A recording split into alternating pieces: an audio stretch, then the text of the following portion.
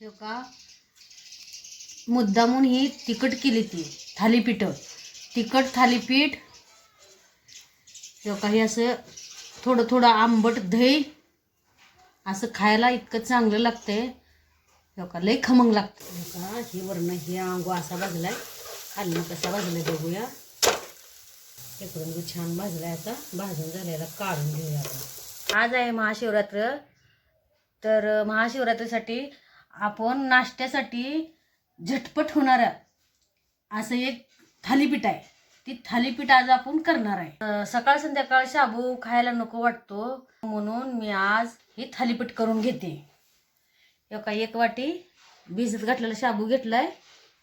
ही थोडंसं शेंगदाणं भाजल्या शेंगाचा कूट आहे. 2 शिजवून घेतली ती बटाटी. ही वाळल्या मिरच्या बारीक केलेल्या आहेत त्या, साखर थोडी, अर्धा लिंबू आणि थोडंसं मीठ. चला तर मग आता उशीर न करता पटदिशी थालीपीठ करून घे. हे का ही बटाटा शिजला आहे. बटाटा किसून घेते.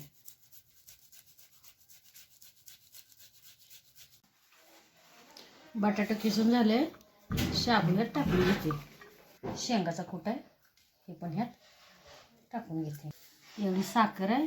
ते पीठ खमंग लागते म्हणून साखर टाकली. वाळली मिरची बारीक करून घेतली, ती बी टाकून घेते. तिखट आहे ही मिरची टाकते. अर्धा लिंबू पिळून घेते.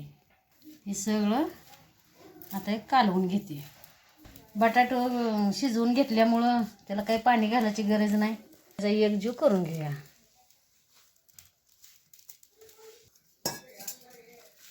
पोहे खायचं 1 चमचा पाणी घेतले.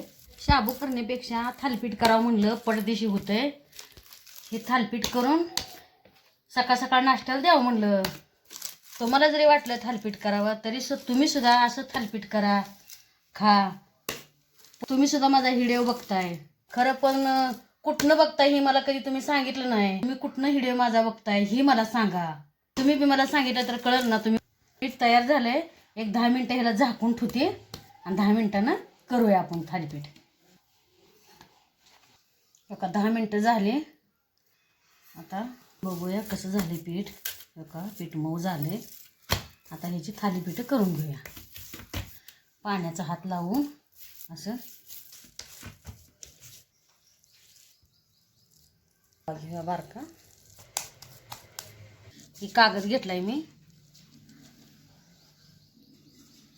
थोडंसं तेल लावून घेतलं. ते जरासं उंडा ठेवूया. थापून घेऊया आणि असं गोल गोल थापून घ्यायचं. त्याला चिटकायला तर अजून पाण्याचा हात घ्यायचा. आपलं थालीपीठ चौकोन पातळ झाले. मध्ये पाडून घेऊया. थोडंसं तेल लावते. असं थालीपीठ त्यात टाकून घेऊया. टाकून घेऊया. थोडं मीठ जरा टाकून घेते. तिला पलटी करून घेऊया. चांगला भाजा लागलाय. का ही वरण ही अंगो असा भाजलाय, खाली कसा भाजलाय बघूया. इकडून बी छान भाजलाय. आता भाजून झालेला काढून घेऊया आपण. तर आता इथं दुसरं थापून घेऊया आपण.